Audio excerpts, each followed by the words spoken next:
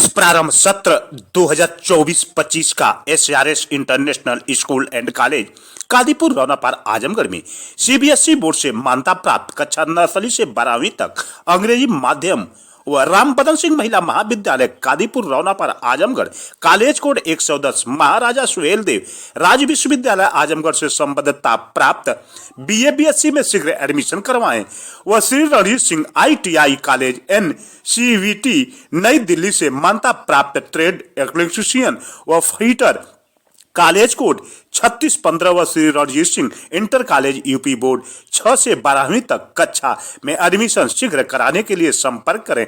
Mobile number 8182832019 व 8808896154 पर जल्द संपर्क करें। एडमिशन अखिलेश जी क्या बात हुई? मैं अभी मिलकर के आ रहा हूँ। हाँ।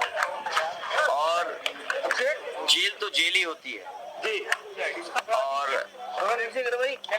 अकेलेपन में कोई रहे और जेल की अपनी परेशानियां होती हैं तो वो तो फेस करनी पड़ती हैं। और हमें उम्मीद है कि उन्हें न्याय मिलेगा, उनके परिवार को न्याय मिलेगा। आदरणीय मोहम्मद आजम खान साहब, उनके साथ अन्याय लगातार हो रहा है। ये भी इनह्यूमन एक्टिविटी है सरकार की कि दो परिवार एक साथ नहीं है। जब परिवार को सजा मिली है और कहीं ऐसा आपको देखने को नहीं मिला होगा कि परिवार के लोगों के साथ ऐसा अन्याय हो रहा होगा। कम से कम सरकार को ये दृष्टिकोण तो रखना चाहिए कि परिवार एक साथ रहे। जब इतनी तकलीफ और परेशानी में है, क्या सरकार इतनी तकलीफ परेशानी देना चाहती है? और वो भी झूठे मुकदमे लगना। सरकार ये कहती है कि दुनिया में उनकी पार्टी सबसे बड़ी है, लेकिन जो लग रहा है Bharatiya Janata party world record नहीं, ये वर्ल्ड रिकॉर्ड से ऊपर चले गए, ब्रह्मांड रिकॉर्ड बना रहे झूठे मुकदमों का। वर्ल्ड रिकॉर्ड नहीं, ब्रह्मांड का रिकॉर्ड बना रहे हैं झूठे मुकदमों का। और केवल उत्तर प्रदेश नहीं, रामपुर टिकट कहीं पर देख लीजिए आप, हर जगह मुकदमे झूठे लगाए जा रहे हैं। और जो इलेक्ट्रल बॉन्ड ने भारतीय जनता पार्टी का बैंड बजाया, उसकी वजह से आप दिल्ली को भी देख लीजिए कि दिल्ली में क्या हो रहा है। क्या देश ये स्वीकार करेगा झूठ के मुकदमे लगा के लोगों को जेल भेज दें? और अन्याय की कोई उम्र नहीं होती है। जुल्म की करने वाला कितना भी जुल्म करेगा, अंत में सच्चाई की जीत होगी। रामपुर की टिकट को लेकर के और टिकट लेकर के भी चर्चा हुई है। देखिए, ये पीडीए ही जीतेगा, पीडीए ही एनडीए को हराएगा। पीडीए से घबराई हुई है सरकार। लगातार मुख्यमंत्रियों पर कार्रवाई हो रही है। क्या ये कोई नया तरीका नहीं है, ये समय बहुत बलवान है। हमने आपने तमाम किस्से सुने होंगे, समय से ज्यादा बलवान नहीं है। और समय आएगा जब बीजेपी को भी जनता सबक सिखाएगी। केवल जनता इंतजार कर रही है उसे वोट डालने का मौका मिल जाए। केवल मुख्यमंत्रियों को जेल भेजने से कुछ न्यूज को कंट्रोल करने से लोकतंत्र में इनकी जीत नहीं होने वाली है। ये लोकतंत्र को कमजोर कर रहे हैं। लोकतंत्र में जो आवाज उठाना चाहते हैं उनकी आवाज दबाना चाहती है सरकार।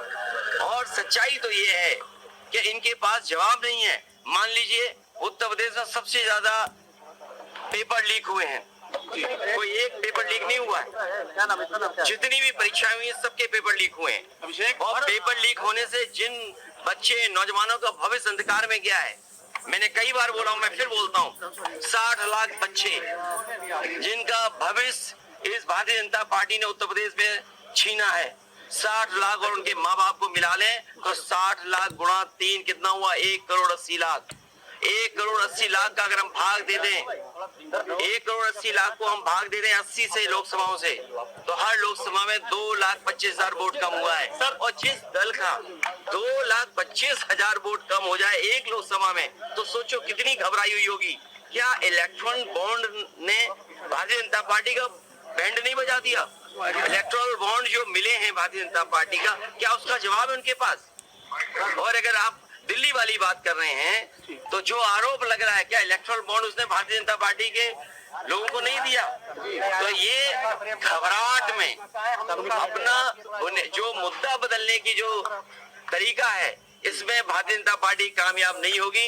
ये कितने भी नेताओं को जेल भेज देंगे, लेकिन जनता को जेल नहीं भेज सकते। जनता इनको सबक सिखाएगी। अखिलेश जी, पल्लवी पटेल का एक बयान आया हुआ है। उनका कहना, उन्होंने आपके साथ साझा करा है कि अखिलेश यादव जो है भ्रांति में जी रहे हैं और वो गठबंधन से हमें बात हुई है, उनको किसी का साथ नहीं चाहिए।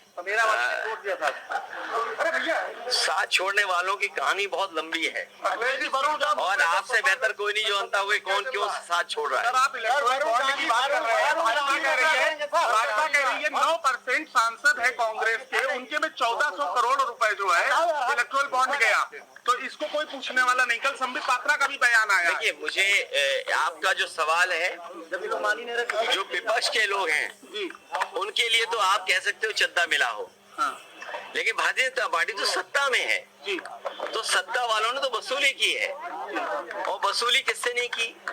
वो सूची एक लंबी है जो सोशल मीडिया और अखबारों में छप रहा है। तो ये जो सूची है, इसका जवाब भारतीय जनता पार्टी के पास नहीं है। अगर भारतीय जनता पार्टी ये कहना चाहती कि चंदा उन्हें मिला है, चंदा उन्हें मिला होगा, लेकिन वसूली तो बीजेपी ने की। तो ये जो 6,000 करोड़ रुपए जो है भाजपा के साथ दे गए हैं, इसका क्या कहना? ये इलेक्ट्रल बॉन्ड ने भारतीय जनता पार्टी का बैंड बजा दिया है। इसी इलेक्ट्रल बॉन्ड ने भारतीय जनता पार्टी का बैंड बजा दिया, इसीलिए घबराहट में इस तरह का खबर बदल जाए, न्यूज बदल जाए, दूसरी चीजों पे ज्यादा चर्चा हो। और सवाल तो मैंने आपसे कहा बुनियादी, क्या किसान की आय दोगुनी हो गई? क्या महंगाई कम हो गई?